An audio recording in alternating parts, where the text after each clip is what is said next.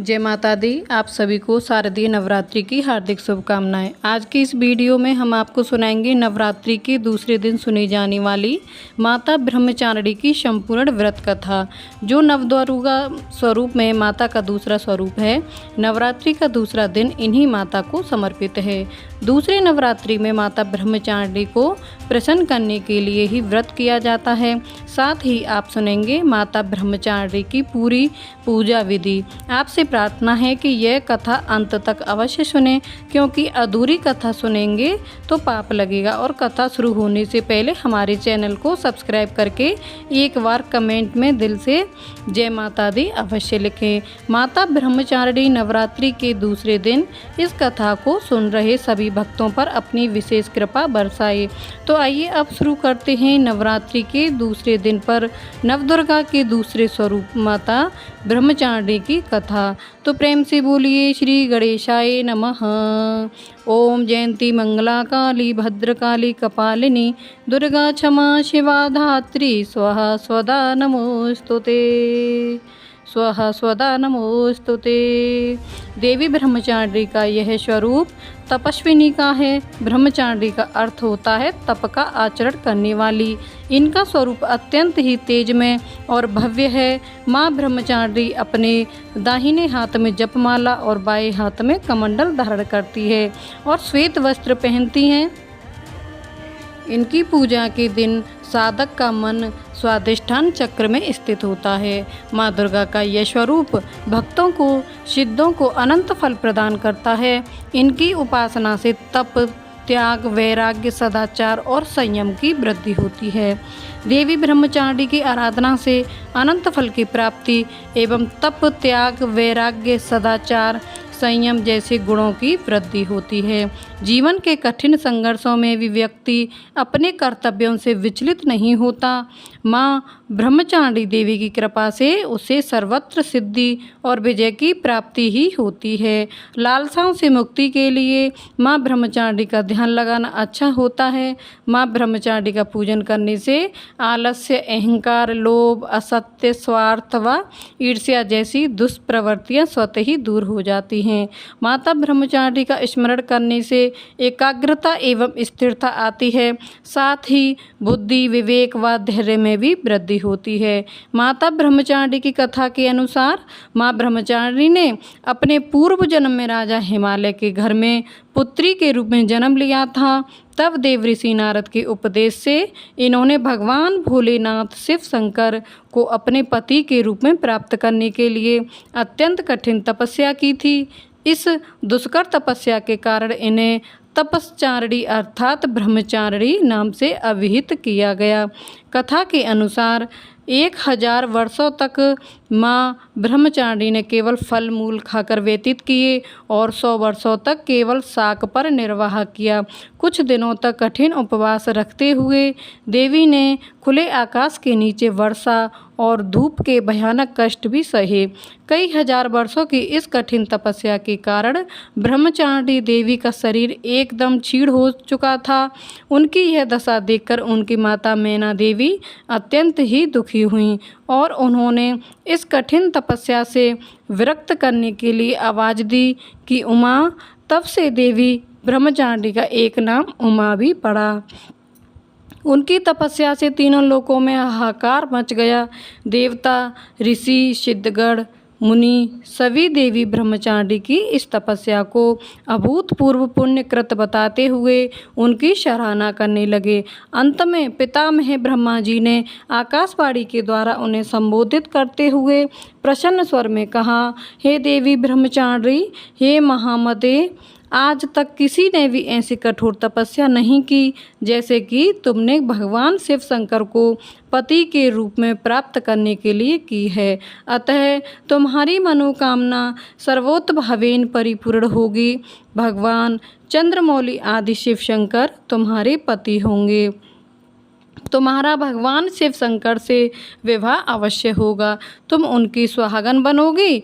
अब तुम तपस्या से विरत होकर अपने घर हिमालय पर वापस लौट जाओ और शीघ्र ही तुम्हारे पिता तुम्हें बुलाने आ रहे हैं। इसके बाद माता ब्रह्मचारिणी घर लौट आईं और कुछ दिनों बाद ब्रह्मा जी के लेख के अनुसार उनका विवाह महादेव शिव शंकर के साथ तय हो गया था। माता ब्रह्मचारिणी ने 3000 वर्षों तक टूटे हुए बिलपत्र खाए और भगवान शिव शंकर की आराधना करती रहीं। इसके बाद तो उन्होंने सूखे बिलपत्रों को खाना भी छोड़ दिया था। कई हजार वर्षों तक निर्जल और निराहार रहकर माता ब्रह्मचारिणी कठोर तपस्या करने लगीं। माता ने पत्तों को खाना भी छोड़ दिया था। इसीलिए माता ब्रह्मचारिणी का एक नाम अपर्णा भी पड़ गया था। माता ब्रह्मचारिणी की कथा का सार यह है कि जीवन के कठिन संघर्षों में भी मनुष्य को अपने मन को विचलित नहीं होने देना चाहिए। माँ ब्रह्मचारिणी देवी की कृपा से सर्व सिद्धियों की प्राप्ति होती है।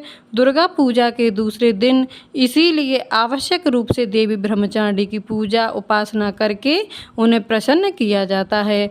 आइए अब सुनते हैं नवरात्रि के दूसरे दिन पर माता के दूसरे स्वरूप माता ब्रह्मचारिणी की संपूर्ण पूजा विधि और माता ब्रह्मचारिणी की आरती, जिसे नवरात्रि के दूसरे दिन पर सुनना अत्यंत आवश्यक है। नवरात्रि के दूसरे दिन माँ ब्रह्मचारिणी का पूजन करने के लिए सुबह जल्दी उठकर स्नान कर लें, फिर पूजा के स्थान पर गंगा जल डालकर उसकी शुद्धि कर लें। घर के मंदिर में माता ब्रह्मचारिणी के समक्ष दीपक प्रज्वलित करें। अब माता का गंगा जल से अभिषेक करें।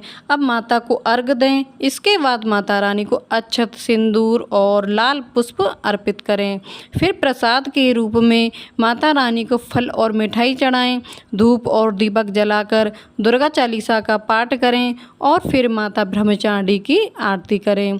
सारी पूजा संपन्न होने के बाद माता रानी को भोग लगाएं और पूजा के दौरान आपसे जाने अनजाने में जो भी गलतियां हुई हैं उनके लिए माता रानी से क्षमा मांगिएगा।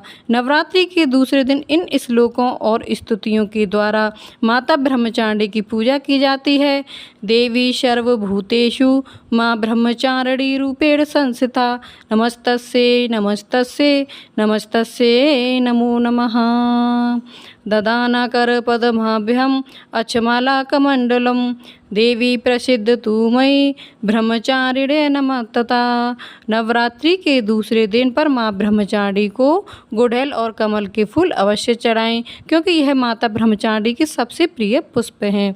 इसीलिए इनकी पूजा के दौरान इन्हीं फूलों को देवी माँ के चरणों में अर्पित करें, क्योंकि माँ को चीनी और मिश्री काफ़ी पसंद है। इसीलिए माँ ब्रह्मचारिणी को भोग में चीनी, मिश्री और पंचामृत का भोग लगाना चाहिए। सबसे ज़्यादा शुभ और लाभदायक माना गया है। इन भोगों को लगाकर साधक माँ ब्रह्मचारिणी को सबसे ज़्यादा आसानी से प्रसन्न कर सकते हैं। माता ब्रह्मचारिणी को दूध और दूध से बने व्यंजन भी अति प्रिय होते हैं, क्योंकि दूध सफ़ेद होता है और माता रानी का संपूर्ण देह ही सफ़ेद आभा से युक्त है। इसीलिए आप माता रानी को नवरात्रि के दूसरे दिन पर दूध से बने व्यंजनों का भोग भी लगा सकते हैं। और क्योंकि दूध को नवरात्रि के व्रत में पिया जा सकता है, इसीलिए आप माता रानी को चढ़ाए गए इस भोग को स्वयं भी पा सकते हैं। इन्हीं चीज़ों को अगर आप दान करते हैं तो माता ब्रह्मचारिणी आपसे और भी अधिक प्रसन्न हो जाती हैं। यानी नवरात्रि के दूसरे दिन पर दूध और दूध से बनी चीज़ों का अवश्य दान करना चाहिए। इससे भक्तों को लंबी आयु का सौभाग्य भी प्राप्त होता है। अब सुनिए ब्रह्मचारिणी माता की आरती। जय अम्बे ब्रह्मचारिणी माता, जय चतुरानन प्रिय सुखदाता। ब्रह्मा जी के मन को भाती हो, ज्ञान सभी को सिखलाती हो। ब्रह्म मंत्र है जाप तुम्हारा, जिसके जपे संकल संसारा।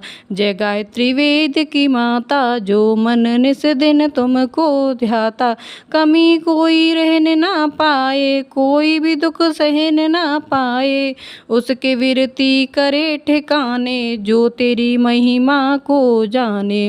रुद्राक्ष की माला लेकर जपे जो मंत्र श्रद्धा को देकर, आलस छोड़ करे गुण गाना, तुम उसके सुख कर पहुँचाना। ब्रह्मचारी तेरो नाम पूर्ण करो सब मेरे काम, भक्त तेरे चरणों का पुजारी, राज रखना मेरी महतारी। अगर आपको ये व्रत कथा पसंद आई हो तो नवरात्रि के दिन इसे शेयर अवश्य करें, और ऐसी ही ज़रूरी जानकारियों और व्रत कथाओं को प्रतिदिन सुनने के लिए हमारे चैनल को अवश्य सब्सक्राइब कर लें। जय माता दी।